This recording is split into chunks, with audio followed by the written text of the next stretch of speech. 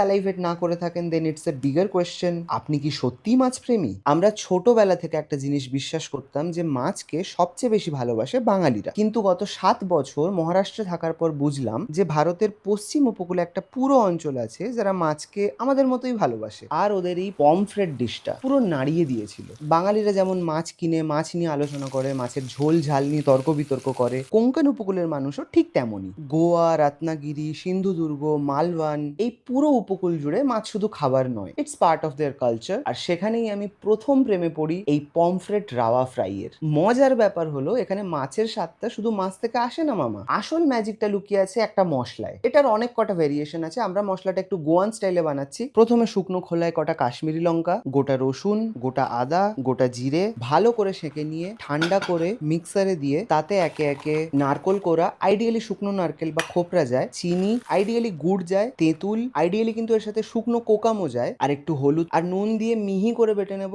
গোয়াতে এটাকে রেশাডো মশলা বলে, দারুণ ভার্সেটাইল, যে কোনো মাছে ইউজ করতে পারেন, স্পেশালি সি ফুড। আচ্ছা, এবারে মাছটা নিয়ে গায়ে প্রথমে এরকম কাট মারবো, তারপর একটু লেবু, একটু নুন আর একটু হলুদ মাখিয়ে 10 মিনিট রেস্ট দেবো। 10 মিনিট পর মশলাটা নিয়ে ভালো করে মাছের গায়ে, চিরগুলোর ভেতরে, পেটের ভেতরে, যেখানে যেখানে সম্ভব মাখিয়ে ফেলুন। ঘন্টাখানেক মাছটা ম্যারিনেট হোক, এখনো কিন্তু একটা স্টেপ বাকি। এই স্টেপটাই কিন্তু মাছটাকে বাইরের থেকে ক্রিস্পি আর ভেতর থেকে জুসি রাখে মামা। অর্ধেক চালের গুঁড়ো, অর্ধেক সুজি, একটু নুন দিয়ে ভালো করে মিশিয়ে নেব। তারপর মাছটা বের করে দুই দিকে ভালো করে চেপে চেপে কোট করে নেব। কোট করে কিন্তু বেশিক্ষণ রাখা যাবে না মামা, তাই তাওয়া গরম বসিয়েই কোট করা শুরু করুন। তাওয়া গরম হলে তেল দিয়ে মিডিয়াম ফ্লেমে ভাজবো, কারণ সুজি তাড়াতাড়ি রং ধরে গেলে মাছের ভেতর কাঁচা থেকে যাবে। Just here the sound, this is the best part of the recipe. একদম কম তেলে ভাজবেন না, একটু বেশি লাগে তেল, বলে লাভ নেই। দুদিকটা এরকম ভাজা হয়ে গেল, শেষে একটা ছোট্ট টুইস্ট, বাকি তেলে কটা কারি পাতা ফোড়ন দিয়ে ওই তেলওয়ালা কারি পাতাটা ভাজার ওপরে, ট্রাস্ট নিয়ে আমার কোনো অভিপ্রায় নেই আপনার উইকেন্ড নষ্ট করার, দায়িত্ব নিয়ে বলছি, it will sort your weekend. এটাকে আমরা সার্ভ করেছিলাম